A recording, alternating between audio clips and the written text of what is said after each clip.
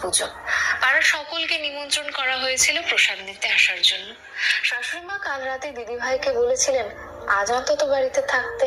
দিদিভাই বলেছিল সকালবেলায় পুজোর যাবতীয় জোগাড় সে করে দেবে, কিন্তু বেলার দিকে ঘন্টা দুয়েকের জন্য বেরোতে হবে। কারণ দিদিভাইয়ের মায়ের প্রেশারটা কদিন ধরে ভীষণ হাই, অতিরিক্ত ঘাম হচ্ছে। যেহেতু দিদিভাই একমাত্র মেয়ে আর বাড়িতে উনি একাই থাকেন, আজ ডাক্তার না দেখালে বিপদ ঘটে যেতে পারে। বড়দাও দিদিভাইয়ের যাওয়াটাকে উচিত বলে বিবেচনা করেন। এতেই গতকাল থেকে মায়ের মেজাজ ভীষণ খারাপ হয়ে আছে। এইসব ভাবতে ভাবতে আমি আবার শুনতে পেলাম শাশুড়ি মায়ের গলা।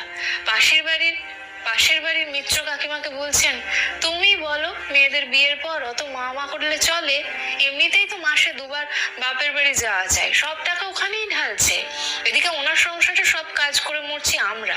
কেন এক মেয়ের বাপ মা কি বিয়ের পর বেঁচে বসতে থাকছে না? কই, এই বাড়ির মাটার জন্য তো কিছু হাতে করে আনতে দেখি না কোনোদিন। আর ছেলেটাও হয়েছে তেমনি, বিয়ের পর একেবারে বউয়ের আঁচল ধরা হয়ে গেছে। এই নাকি ছেলে অত শিক্ষিত, অত কষ্ট করে মানুষ করলাম।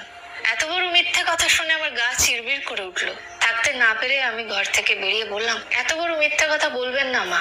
আপনার ডাক্তার, টেস্ট, যাবতীয় ওষুধ, সংসারের বড় বড় খরচ, আত্মীয় পরিজনের দেখাশোনা, উপহার সবকিছুই দাদা দিদিভাই করেন।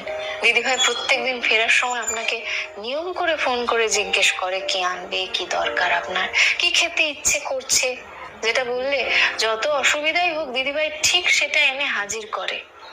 2 বছরে একদিনও দেখিনি দিদিভাই খালি হাতে বাড়ি এসেছে। কোন ছেলের বউটা শাশুড়ির ঘরে এসি বসিয়ে দেয় বলুন তো? আমার কথা শুনে শাশুড়ি মা তেলে বেগুনে জ্বলে গিয়ে বললেন, এলেন গায়ে মানে না আপনি মোড়ল। তো